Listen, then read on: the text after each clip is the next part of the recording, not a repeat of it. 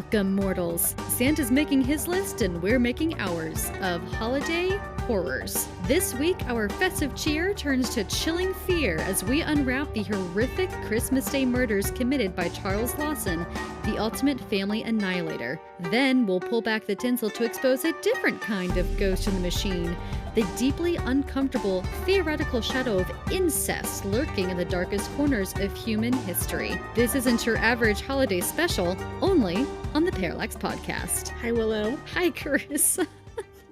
Hopefully everybody can hear me. I know we've had some microphone issues. If Karisa sounds weird, it's because her mic isn't working, and we're just going to use the microphone on her laptop. It's because the microphone demons have come at me right now. Yeah, they're tired of hearing their names coming out of your mouth right now. Okay, so this week we're going to cover something pretty horrific. Liz is going to give us a gruesome case that happened on Christmas Day, and then I'm going to just switch the tables and take a little morsel of maybe the possible reasoning behind this, though whether or not I believe it, not so much. Yeah. But I'm still going to take a spin on it and give you a little bit of a cultural history on what is considered to be taboo, but not for everyone. I'm interested to see where you're, because this one, especially with the holiday episodes and with most of our episodes anyway, I chose the holiday cases that I wanted to cover, and I literally sent Karisa a sentence of what it was about and said, do with that what you will. So, all right, are you ready for this? Absolutely. I would say Merry Christmas, but it's not for this one. So in the true Christmas spirit, shall we say, I'm going to tell this like a little kind of a spooky ghost story almost, because it actually was a thing way back when people would tell Christmas ghost stories. So I think didn't this one become a ballad? I'm pretty positive it did. Yeah, I think this one became a ballad even. Like, this became a Christmas ballad. I would not be surprised. It is a very well-known Christmas massacre, shall we say. So let's jump right into it. So like I said, tonight's episode is from one of the darker corners of American true crime history. A crime committed on Christmas Day. A crime so jarring, so senseless, that it has lived for nearly a century in whispers, rumors, ghost stories, and newspaper clippings yellowed with age. We're stepping into Royal Stokes County, North Carolina in 1929 to explore one of the most infamous family annihilations in American history, the Lawson family murders committed by Charles Davis Lawson, a tobacco farmer who, on Christmas Day, murdered his wife and 6 of his children. This is a case marked by mystery. Motives were never fully confirmed, strange behavior was seen in the weeks leading up to the murders, and a festive family photograph that feels like an omen. Are you prepared? I am excitedly prepared for this, but I literally don't know anything about this case, so I'm excited to hear from you and tell me these tales from the dark Christmas night. Give me the deets. Tell me the deets. Give me the To understand what happened on that Christmas morning, we have to first meet the Lawsons, an ordinary family living an ordinary life in the North Carolina Piedmont. Again, the year is 1929. The Lawsons, Charles, age 43, and his wife, Fanny, age 37, live with their 7 children on a small, modest tobacco farm near the town of Germantown. I think it's Germantown. Their children were Marie, 17, Arthur, 16, Harry, 12, Abel, 7, Side note, I love the name Maybelle. I think it's adorable. James, 4, Raymond, 2, and Mary Lou, just 4 months old. It's a big family living a hard but simple farm life. They were not wealthy, they were not prominent, but they were known to be hardworking, quiet, and decent. Neighbors described Charles as strict but responsible, not an affectionate man, but not openly cruel. Until December of 1929, nothing about the Lawson family would have hinted at the horror to come, but that month, things began to shift. In early December, Charles did something unusual, something no one in his social position normally did. He took the entire family, Penny and all the children, to Winston-Salem, about 13 miles away. There, he spent money, real money, more than folks expected him to have, on new clothes, stylish hats, and most notably, a family portrait at a professional studio, which at this time, getting a picture taken at all was a really, really big deal. It was expensive, out of character, strange. Neighbors noticed. Family members noticed. Even the photographer later remembered how solemn the children seemed as they posed, and how Charles insisted that the portrait would be perfect. Many historians and true crime researchers point to this moment as the most chilling omen of all, because a man as financially modest as Charles Lawson had no reason to spend that kind of money on a formal portrait, unless he knew that there would never be another chance. But at the time, it was chalked up to simple holiday generosity. Now, it is the morning of December 25th, 1929. Snow has kissed the tobacco fields. The Lawson home is chilled in the early winter air, smoke spiraling from the chimney. Inside the house, paper decorations, a Christmas tree, Fanny's pride, and a simple breakfast eaten in shifts as large families do. Arthur, the eldest son at 16, is sent into town to buy more shotgun shells for hunting. It's a normal task, the kind of thing Charles would ask without explanation. But Arthur would never see his family alive again. While he is gone, Charles sets his plan in motion. Two of the Lawson daughters, Carrie, age 12, and Maybelle, age 7, left the home around mid-morning to visit aunt and uncle who lived nearby. The pathway cut through the woods, an easy quarter-mile walk. Charles had been waiting for them. He was armed with a 12-gauge shotgun. When the girls approached, unaware of the danger, he stepped out from the forest with ruthless precision. He shot Carrie first, then Maybelle, as she tried to run. But killing the children wasn't enough for Charles. After shooting them, he systematically bludgeoned each one, ensuring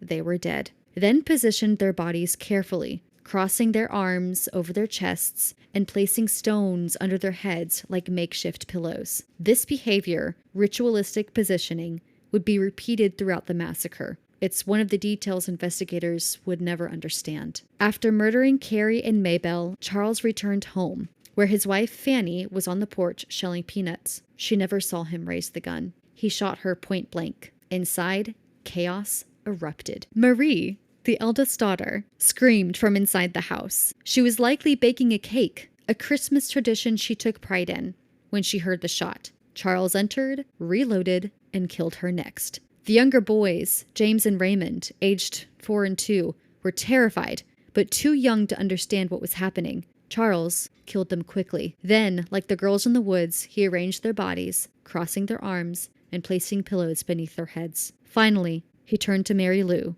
the infant. No one knows if she cried or if she was still sleeping in her crib. Charles killed her by bludgeoning. Some records say he crushed her skull. Others simply say he did not use the shotgun. And then the house fell quiet. 6 children, a wife, all murdered within minutes. Only Arthur, the teenage son, survived, because he had been sent away. With the murders complete, Charles walked into the woods behind the farmhouse. He carried 2 things. His shotgun, I guess 3 things. His shotgun and 2 notes later found inside his pocket. Around several trees in the clearing behind his home, he paced a circle so many times that the snow and needles were worn into a visible rut, almost like he was wrestling with something internally or working up the courage for what came next. Hours later, a single shot echoed through the trees. Charles Lawson was dead by suicide. When Arthur returned home and saw the horror inside his house, he ran to the neighbors. Before long, dozens of people gathered. And then, hearing the gunshot, they followed the sound to Charles's body. At his feet were footprints circling a tree. On his body, those 2 scraps of paper. They read, "Troubles can cause," and "No one to blame." Cryptic, incomplete, and the only explanation he ever left behind. The murders shocked Stokes County and soon the nation. Remember, this happens during the Great Depression, when rural crime often made headlines because it was rare, particularly with a whole family wiped out. Reporters flooded the tiny community. Newspaper trucks rumbled down dirt roads. Investigators from Winston-Salem interviewed anyone who'd ever spoken to Charles.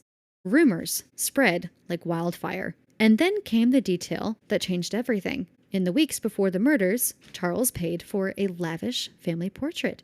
It was impossible to ignore. People began asking, did he plan this in advance? Was the portrait a farewell, a memorial he wanted to control, a twisted final act of legacy? That photograph, taken at the Lawson family's insistence, became iconic, printed in newspapers and eventually sold as postcards when the farmhouse was turned into a tourist attraction.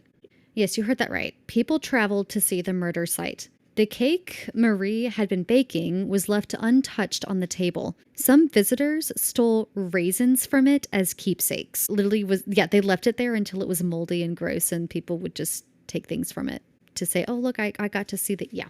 Anyway, now this is the question that haunts this case. Why would a father kill his entire family on Christmas Day? There's not really any answer, but I do have 3 theories that are most often looked at. The first theory is financial despair. Some newspapers suggested that Charles was facing bankruptcy, but historical records contradict this. He wasn't wealthy, but he had paid off many debts and was not destitute by any means. The second theory is a head injury. As months earlier, Charles suffered a serious head injury while working. Some speculated it changed his behavior and triggered violent impulses. As an autopsy was never performed, we don't know for sure if that was what happened or even if he really did have brain trauma, but it's something that people look into. The third theory, which goes along very nicely with what you're about to talk about, Karissa, is incest. This is the darkest and most persistent theory. After the murders, several relatives, including a family cousin and a neighbor friend of Marie, claimed that Marie confided that she was pregnant with her father's child. Marie's autopsy reportedly suggested pregnancy, though official documentation has not survived and no coroner's report remains. The family's midwife later stated that she had been made aware of the pregnancy beforehand. If this is true, this theory suggests Charles murdered his family to hide this scandal or to prevent the birth of the child. But again, it's never been proven or disproven. Now, there is one more thought of what could have happened, is that Charles just simply had a mental collapse. He just broke. There could have been stress, illness, or personal demons. Whatever the cause, he may have just snapped under the weight of his own unraveling mind. But again, there's not really a whole lot out there to confirm or deny this. It's just another theory that people sometimes think about. Now, like I said, previously, this is an extremely well-known case, and with it has been most certainly sensationalized through the years. Visitors to the Lawson house, before it was eventually closed to the public, claimed to hear children's whispers, a baby crying upstairs, doors closing on their own, and the sound of pacing on the wood floors. Some swear that when they viewed the portrait, Marie's eyes seemed sorrowful, almost knowing. I have seen the portrait very briefly. I'm looking at the portrait right now. Mm-hmm. Yeah.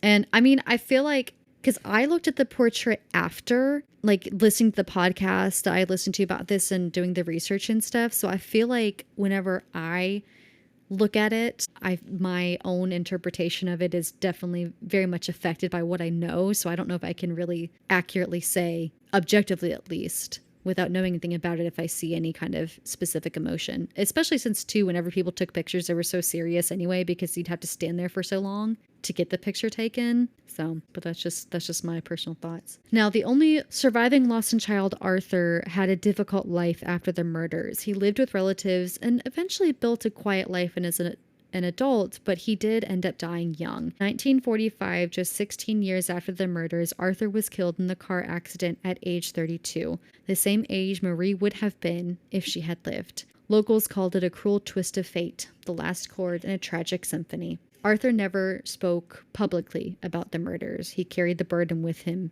until the end. Today, 95 years later, the Lawson family massacre remains one of the most infamous family annihilations in American history. Not because of the body count, though it is horrific, but because of the mystery. There was no confession and no confirmed motive. Just a father, a shotgun, and a deliberate series of killings carried out with chilling precision. The questions remain. Did Charles plan this long before the holiday? Was the portrait a goodbye?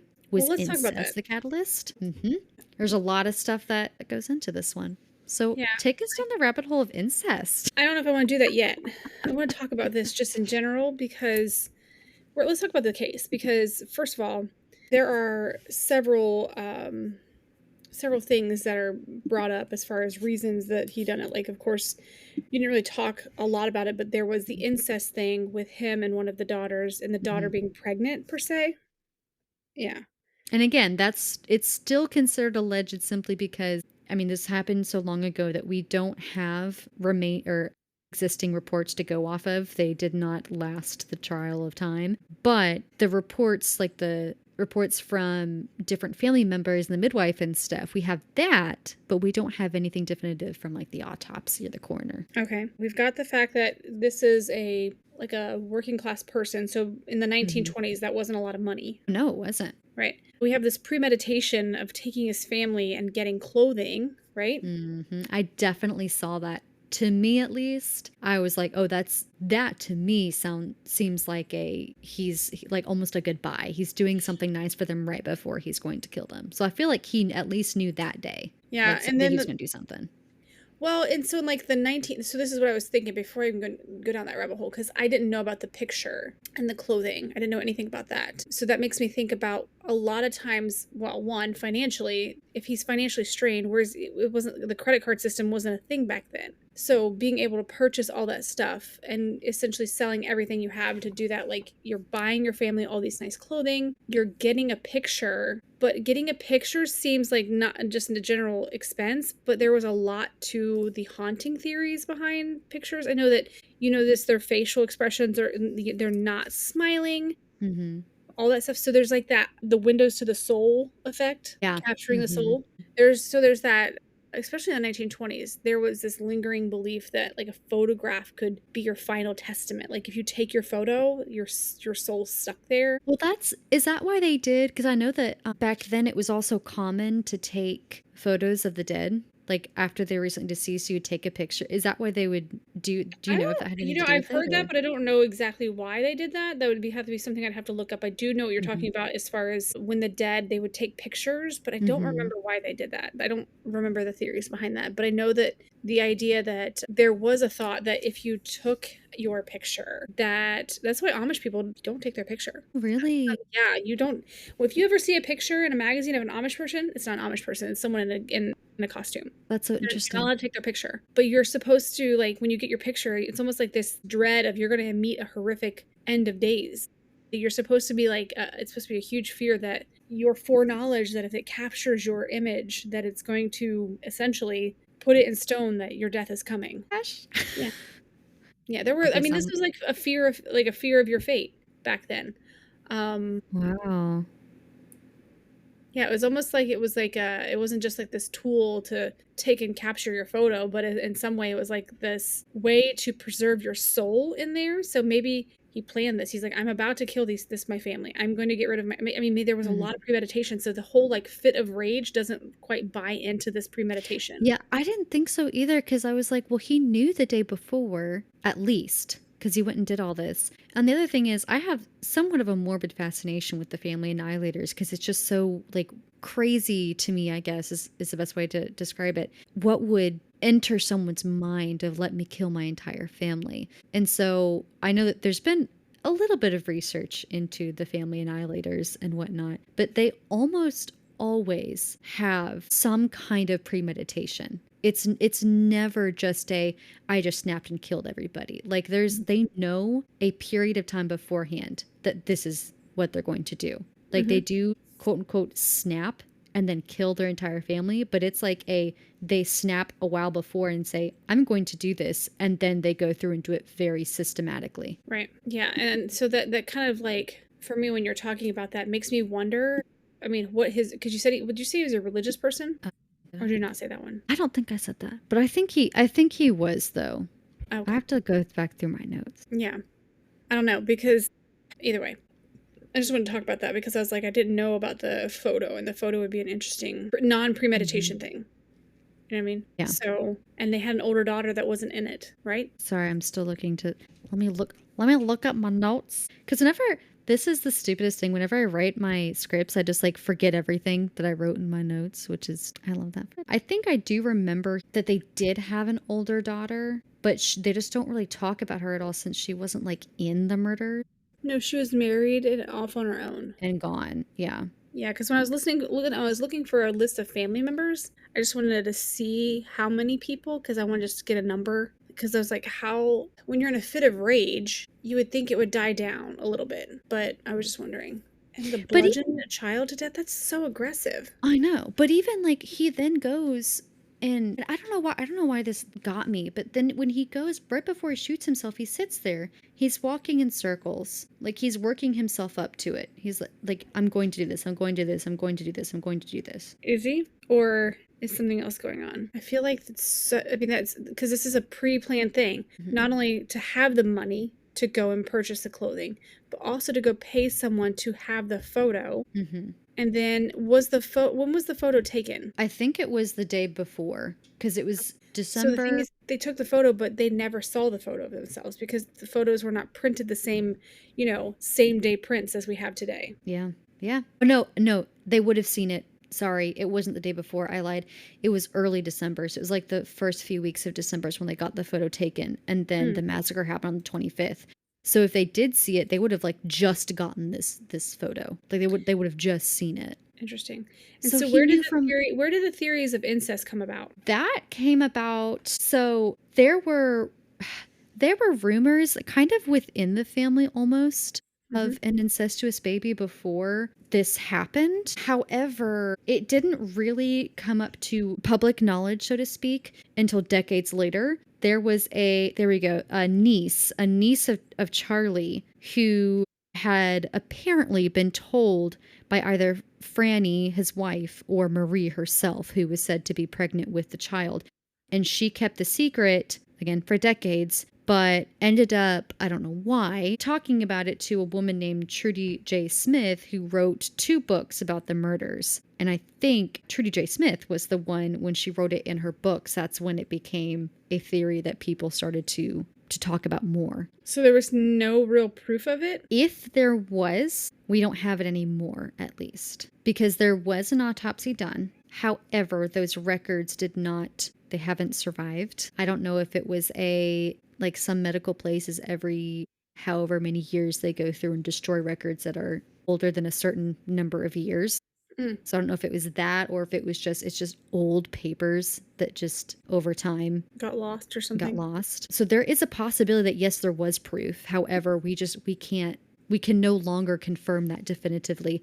And there's so much sensationalism surrounding this case because, like I said, the house itself immediately after the murders became a tourist attraction and people were going and taking tours of the house. This is the 1920s, almost the Yeah. 1930s. How is this a cult following back then? And the thing is, I've listened to a few different podcasts about a few different like massacres and murders and such that were done in like the early 1900s, late 1800s. And this actually isn't that abnormal. Like after a murder has taken place, everybody wants to go see where it happened. Everybody wants to go see it. They want to take something like how they were taking raisins from the cake. They would take other things from the house to like prove that they had been there as a keepsake. Like, and people would do that. And during like after different cases, after investigators, and even sometimes while investigators were still there, these people are going to walk around the area and take something to, oh, I got this from the murder scene of so on and so forth. I guess that wouldn't be so surprising as also people like to watch people be hung or beheaded. True. That's a whole nother podcast episode for us to get into that psychology. Yeah. Yeah. The mental psyche of people wanting to watch someone die. Like, what the heck? Because there is, we'll have to do that episode because there is actually a little bit of an evolutionary explanation for our morbid fascination with that particular side of things. Okay, so listen, when I give you, I'm going to get, the only thing I really knew as far as theoretically was, of course, the psychological or the ancestral theories of this case. So I took the spin of incest because I wanted to kind of talk about it because it's a very taboo, westernized word. Holly jolly incest. But it's important to state, one, we will never know what was in Charles Lawson's mind that day. So we're piecing together, obviously, with your stuff, the motivations of this tragedy and the nature. And it just simply defies explanation when it comes to the premeditation stuff and the picture and like the aggressiveness of the baby. Maybe the baby was maybe his from like one of his children, and he was being aggressive because he's mad that it brought to that point. Like, how can you, you're like the devil's spawn. You're not supposed to be here. The fact that he didn't use the shotgun on her, Mm-hmm. shot everybody else, and then also only bludgeoned her and the other two younger sisters. Like, but nobody else. Yeah. Weird. Yeah. So any discussion that I have about incest on this is purely speculation, Mhm. because there could be tons of other theories. But, I feel like that's one of the main things that people go with, even though apparently we don't have tons of evidence if Well, so because or not. it's so morbid, it's such a scandal, and people are drawn to that. Yeah. It's kind of like what psychologists kind of understand this to be the cause. There's some kind of like ghost in the machine when it comes to incest and Mhm. violence. When it comes to parent sibling, by the way, there's a difference. So I want to give you a little history of incest because there's from like royal practice to universal taboo, which is really interesting when you learn about different royal lines because they want to keep it within the family to keep the bloodline strong. Or there was cultures I remember reading about that would specifically look for genetic traits like, oh, well, like their nose shape so they can become royalty, or there Oh, was women who would of royalty who would like the very hairy men to create more of a hairy, like they knew the idea of creating offspring with different features. that's The very interesting. Yeah, they knew, it was almost like they knew the recipes for large foreheads and large noses based on trends. I mean, The it was Habsburg crazy. jaw, the royal blood disease, like They didn't understand what was happening with their genetics or whatever. They just knew on the outside what it was producing and that they were keeping the family bloodlines of royalty safe. You know what I mean? Mhm. So, okay, there's the ancient royalty, and this is throughout a lot of societies. You got the Egyptians, like even like Cleopatra stuff, like the Mhm. bloodlines, even their gods, Isis and Osiris, are sibling spouses. These were to keep the strong blood ties to the royalty and not to be diluted per se. Yep, they don't wanna let any outsiders, Yeah. any outside blood in. Yes, yes. A lot of like the Inca, Polynesian, there were some of the sibling marriage and practices that for kind of the similar reasons to preserve the divine status of who was ruling, Mhm. to prevent dilution of that sacred bloodline again. I don't know if you remember me mentioning Zoroastrians. So this is something I like know kind of, you have. yeah, It and was a Persia previous and episode. Zoroastrianism is they are the magi that were removed. Their names were removed, and they were called the wise men Oh, in the Bible. yep, that's how I know about them, yes. Yes, these were the wise men in the Bible, the Zoroastrian priests who used astrology to find the Christ child. Correct. They would also suggest that close kin marriage, including father daughter, was practiced in ancient Persia and was considered highly virtuous. It was an act of inside the Zoroastrianism, though historically it can be debated whether or not this happened. It's kind of like anything else. Mhm, It's what mhm. they say on the streets. What they say on the streets. It's what they're saying on the streets. Oh my goodness. I mean, so if I'm not even gonna go there because I would offend a lot of You Christians. I'm not even gonna just say it. I just had a thought. I was like, do I say it or not? I shouldn't. Should not say it. what is the word I'm looking for right now? Oh my Hmm. gosh, intrusive thoughts. Oh, my Intrusive thoughts. intrusive thoughts? Yeah, they're gonna Well, I stay thought inside. at first, since we're talking about incest, my brain said incestuous thoughts, and I was like, "Absolutely, that's not right." It's like, Let's back off those thoughts. it's not the word. I swear Let's that's like not the calm word. down. Yeah, not those thoughts. So here's the thing: we have this rise of the idea of taboo, and this is more of a westernized thing, and it kind of intertwines through like two kind of different origins or whatever. There was this proposed thought by an anthropologist, Edward Westmarak. It was like, I don't know, it's weird. Ooh. Listen, I'm terrible with names. Okay, this guy's name was Edvard, not You Edward. must you must said, "This Edvard. guy." His name is Edvard. Oh my gosh.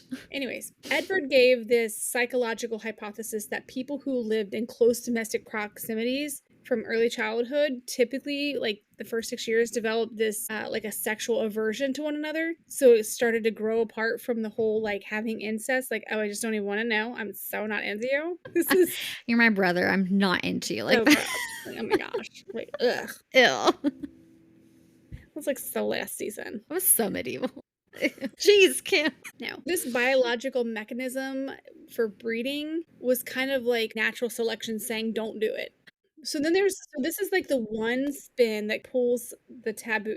sets the pathway of taboo for incest, okay? And we're talking Mhm. about, when I say incest, as far as being taboo, I'm talking about typically father to child Mhm. or siblings, okay? Okay. That's typically what I'm talking about when I'm talking about incest. I'm not talking about close relationships as far as cousins. That's a whole Mhm. nother thing. Yeah.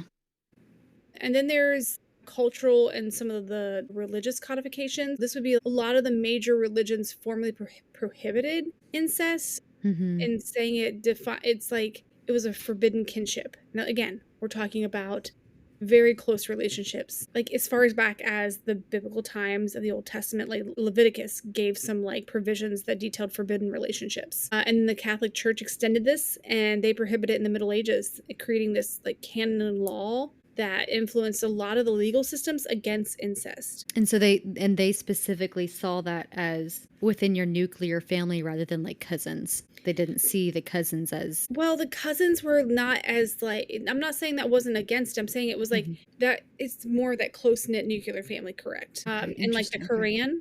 The Quran also Mhm. explicitly forbids marriage of certain close relatives. Some when I say close relatives, it could be some could be cousins. Some could be like second cousins would be fine, but it's like the first cousins is a no. Like That's a note, yeah. yeah. And the idea is that scholars will argue that the taboo is less about the instinctive horror that we know today, like, oh my gosh, you're sleeping with your brother. Yeah. Yes. If you're looking at it through our modern lens, it's a little different than if you were to go Mhm. back then and look at it. It's a different type of taboo. The taboo then was more because you're building alliances. People were building governments. People were building societies and communities that were Mhm. strong knit. So if you have that royal bloodline and it's just here in this pool, you don't have a lot of intermingling. So now you're gonna like with there's a royal line over there. Let's offer our daughter to that, and then we have two powerful kingdoms Mhm. working together. Mhm.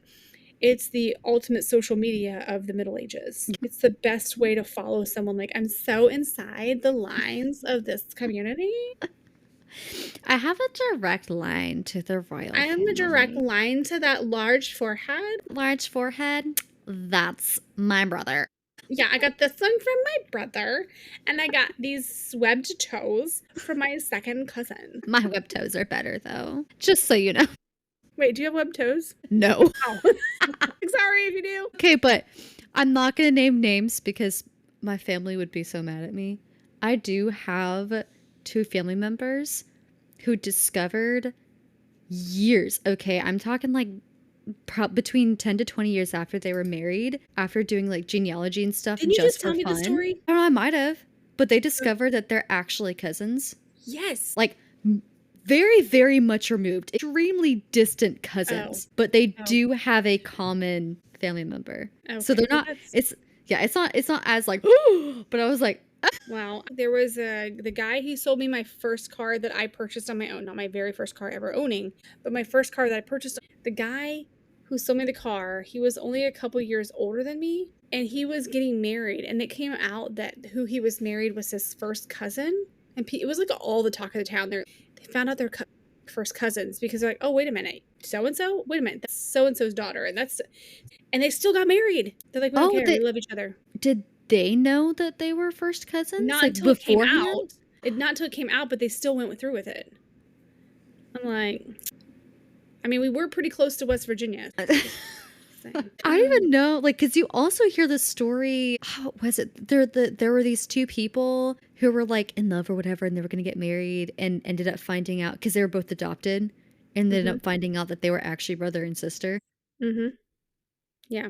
I've heard you there. I'm sure there's a lot. Listen, you're going to see those cases a lot with sperm donors. That's I mean, people true. should have an ancestry test before you get married. That's true. Because that is true though, because that could be something where, Mm-hmm. obviously, how would you know in that case? But that actually could greatly affect your children, because obviously we know that if you make a babies with somebody who you were very closely related to, that can result in some really severe birth defects. So that actually probably is something that people should ensure, simply for the sake of, okay, well, if we do end up staying together, given that we had no idea our lineage. If we ever have kids, now we have to understand that they could have really severe birth defects. Well, we're going to talk about that because Oh, I Lord. kind of Okay. agree and I kind of disagree, Mm-hmm. depending on how close you are. Well, Because one of my mm-hmm. favorite classes at ASU was my genetics classes that I had to take for the medical anthropology. Mm-hmm. I preferred the medical anthropology over the social anthropology. Because though I do enjoy learning about the whys and the hows of cultures, you learn a lot of that in the religious studies part of it too. So I wanted to also know Mm-hmm. the science side of it, learning of the genetics, learning the biology, learning some of the inner workings of evolution was Mm-hmm. also extremely fascinating for me, especially with my found belief in creation. I wanted to know possibilities, how's this work, Yeah, going yeah, down yeah. that engine of a thought process. Okay, so like I said, incest during these time frames of prior to becoming a little bit more westernized, and Mm-hmm. this, like I said, this was kind of changing Middle Ages. This was skirting away from doing that. The church was kind of pulling away from, like, don't do that, because having a single family with incest would work against, like, social strategies to make societies grow, essentially. Mm-hmm. You're gonna, Mm-hmm. if you're, bottlenecking, essentially. Yeah, yeah. Yeah. But there are people in modern day who still practice a consanguineous marriage, so it's critical to distinguish between, like I said, incest, which is broadly defined as like a social legal taboo often associated with abuse. That's usually a parent Mm-hmm. is abusing a child and there's Mm-hmm. incest involved in that. That's typically the one that is like, ooh, you say incest and Yeah, it's yeah. yeah. Mm-hmm. Consanguineous marriage is a cultural practice. This is between cousins or other blood relatives, which is legal in many parts of the world and is not as stigmatized as we find to be, like, with the word incest. There's a difference. Those types of marriages are common in the Middle East, North Africa, and parts of South Asia. And these are where, like, first cousins, are referred to being like you're strengthening family bonds, you're keeping property within the family, Mm-hmm. you're ensuring compatibility between spouses. I'm not sure I would be compatible with any of my cousins, Yeah, no. right? Just because we grew up together doesn't mean we want to, like, make babies together. You put us all in a room and none of us are going to shut up because that's how my family goes and we will, Mm-hmm. but Yeah. that's about as far as we'll go. Is we just won't stop talking. Yeah. The modern consanguineous marriages, it probably makes up about 10% of the marriages. Oh, wow, that's actually a lot. Yeah, that's about hundreds of millions of people, like, Yeah. that practice this. So That's a lot. Okay. it's not completely off the options for Oh, those no, still that looking for love, okay? wow. So they've got, You like, have what is options. the Tinder app? What are some of the dating apps that they have? I don't even know. I hear people talking about them, like, I know Tinder only because I hear that one most often, like the swipe right. Yeah, there's oh my gosh, Tinder. I keep seeing all I don't know why, but I keep seeing I guess Tinder has new ads that keep popping up on like the like YouTube videos and such I Mhm. watch, and I'm like, I'm I not don't looking. need I mean, this. Michael's I only been don't gone for a couple weeks. I'm not that lonely. know. I was like, what the he's been gone for like 2 seconds, okay? What the heck? He's Like, coming back. yeah, could you imagine, like, Only Cousins, Only cousin a new app? plenty of cousins. Plenty of cousins in the sea. Now, there's also, like, a lot, like, there's some isolated closed communities. We know there are still some, like, especially in Aboriginal areas of Australia, there are some closed Oh. communities. And there's some extreme cases where within these dysfunctional, like, type things that you can have some patterns of what we would consider to be universally illegal, where fathers and Oh. daughters Oh, have children okay. together. Oh, But you're wow. going to see that in a lot of closed communities or behind closed doors, like in this situation with Charles Mhm. Lawson. Yeah. Yeah. So that's something that may happen on the all right. And while I still have a few more minutes, I wanted to talk about some of the consequences that we have with DNA in our inbreeding. There are consequences There's to some your actions. consequences. There are some consequences with the inbreeding with the DNA, okay? Just listen, hear me out. Just listen. The I consequences. can't stop. This is just too funny. I'm sorry. I'm sorry. So I'm not going to give everybody a history lesson on DNA, okay? Because it's a whole world of, like, mutations. Like, Oh, every yeah. generation, every time a new generation is created, you get 50% from the father, 50% from the mother, period, Mhm. okay? You get 50% of their DNA. You get these pairs. So every time you create a new generation, in an unperfect environment, there will be mutations. Mm-hmm. Okay. When I say unperfect environment, I say this, just hold on to that thought. Okay. You're going to get mutations. And the mutations kind of like, there's a difference between mutations and natural selection. It's like you have these mutations, and whichever mutations survive are the ones that keep going forward. Natural selection is the one that naturally selects which ones survive. It's basically saying whoever doesn't survive, the environment kick the other ones out, and those are the ones that don't remain in the DNA sequencing. You can go and be a scientist and say, we know what fuels mutations. It's random, it happens, blah, blah, blah. It's kind of like DNA when it's replicating itself over, you know, the billions of times like the billions of sequences it has in a DNA strand. It's bound to make a few typos, kind of like when you're reprinting something and oops, I missed a T, or I forgot to dot the I. Yeah. It's kind of like the same idea. However, here's the thing. When you talk to a scientist, they're like, it's random, you know, it does its own thing, you know, there's no like rhyme or reason. And when some of those things are, when they have those DNA randomness or those mutation randomness on the DNA strand when they replicate the DNA. Some of those things are fine, they're not harmful, some are even beneficial, or whatever. But then there are some, like you were mentioning, that have some of the congenital birth defects, such as heart malformations, cleft palate. You could have tubal problems, you know, you could have like a low diversity with your immune system. There's all these consequences that could happen. However, these same consequences can happen when you're not closely related. That's true.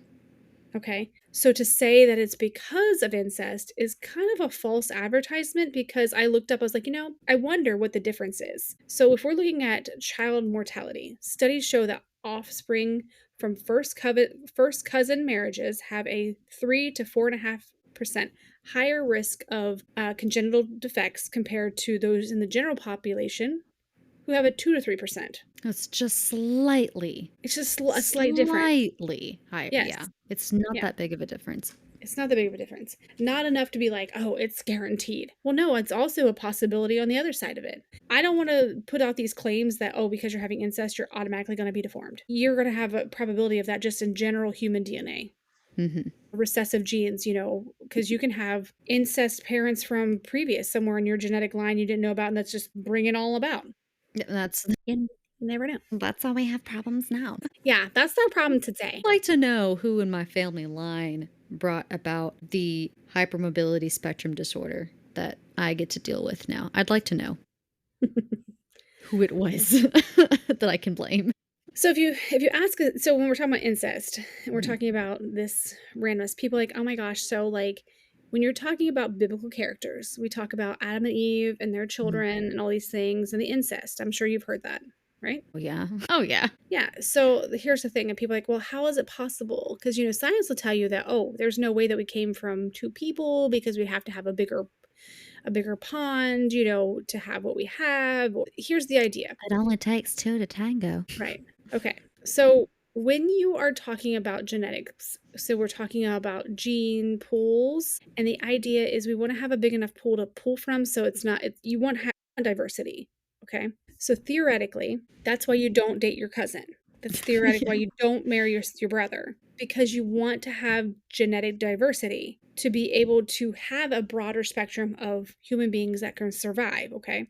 That's the idea. Basically, simple. But what if we started with two people? Okay, so let's talk theories. I want to, since we're going to skip Charles, because we don't even know what was in Charles's mind. We don't even know. I just want to talk about, like, let's create a theory where we know genetics to be true, but we're also in the Garden of Eden and we have two people. Okay, possibly a third, because we could have had Adam and Lilith and then had Adam and Eve. I mean, that's true, because Lilith is, you told me that she is more prominent in Jewish. Yeah, she's in the Jewish text. Yes. Yeah, yes. as being the first wife, possibly. But we're not, I mean, we're just going to say we started with like a husband and two wives. We got some polygamy going on here. I don't know. And Lilith is like, peace out. I'm taking my kids this way. It's like, y'all suck. Bye. Yeah, bye. Let's just do the two-person theory. Let's go with Adam and Eve, period. So Adam is created and Eve's created. They're separately created with the idea they both have perfect DNA. Okay? If they have perfect DNA and they're also living in the biblical Garden of Eden, where we don't have scarcity of food, we don't have like all these things that we have now, we're not having problems with our oxygen as much, everything's perfect. Okay.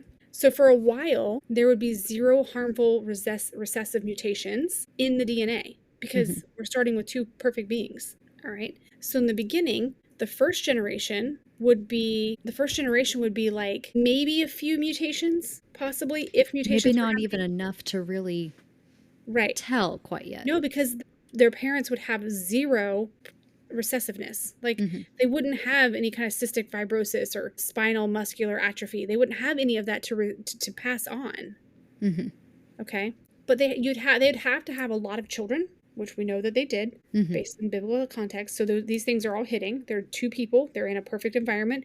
We don't know when they started having children. We don't know if they started having children before the fall or after the fall. Well, we know they had them after they left the Garden of Eden, but we don't know if they had any beforehand. Theoretically, it's possible that if you start out with these 2 perfect beings with no mutations or anything going on, you literally could have this perfectly printed DNA with no errors to create your first next generation. And so it's possible to have incest within the family ranks of this and create a large mass amount of people. That's true. Yeah. And someone out there listening that knows genetics be like, yeah, but you don't have a large pool of genetic, diversity, but you could. The thing is, though, if the first set of children born have a certain amount of DNA from their parents, because there's so much DNA, and say they took like this from their mom and this from their mom and this from their dad, and then the next 2 generations later, those groups of kids are taking other parts of their parents' genetic code or whatever. And then so they already have a different pool from their parents. So you're already creating, the question isn't how to make the pool bigger and bring in like new things. The idea is how to turn the pool into an ocean. So how do we make the pool a diverse ocean of DNA to pull our genetic code from, which would be highly theoretical, but not impossible with Adam and Eve. So interesting. Yes, me and I have to be like, it's possible if you start in this, and I use Adam and Eve because that's the most familiar story that I relate to. But there are several creation stories out there in the cradle of life where you're starting off with maybe a singular or two singular beings. And then there's also the theory that somewhere along the lines that, well, this is even like genetics 101, like with Neanderthal and the different humans that interact with other people from different areas that create new genetic lines. I mean, that happens. Who's to say we don't have some other like creature or being that is compatible with human creation to create a new sub? When we have the Rh negative factor I said, oh yeah. Yeah. I mean, the Rh negative factor, it's not something that is truly 100% understood of how that came into human genetics of the bloodline stuff. Well, because there's proof that Neanderthals and humans would essentially mate. Well, Neanderthals were humans. So they were, but they were like a different species of human, technically. Debatable. I debate. I will save that for a later debate because that's a whole nother podcast episode. Yeah, because there are different theories about them and who they were and whether they truly existed the way that they've been glorified to exist. Yeah. So, anyways. But I wanted to give the incest theory a spin just because I was like, I don't know, that seems like a really far-fetched to be angry. But at the same time, the oldest son, who's to say the oldest son wasn't doing something and the dad was just rage? Maybe those two were having incest. Yeah. I mean, there's so much that could have been going on that we'll never know. It'd be interesting if they would have done like some kind of DNA. Oh, if they had been able to. But it wasn't the time frame for that. But it'd been really interesting if they would have done that. Yeah. The amount of things we could have figured out if DNA testing existed sooner than it did. But this has been kind of a unique case. It's sad that it happened on Christmas. Yeah. Well, Merry Christmas. Yeah. Welcome to the holiday escapades on the Parallax Podcast, because this entire season we're going to be bringing you more Christmas cases. Hopefully not so dark of a... Yeah. Hopefully no one's planning their wedding nuptials. They're listening to this about their cousin and they just called it all off. They're like, oh, no. All right. So if you have any ideas for some future episodes, you can reach out to us at info@theparallaxpodcast.com. Or you can contact us on our social media. You can contact us on our social media at theparallaxpodcast.com, and you can go click on those little icons down there on the webpage. And until then, thank you for listening. I'm Karisa. And I'm Willow. Goodbye, mortals.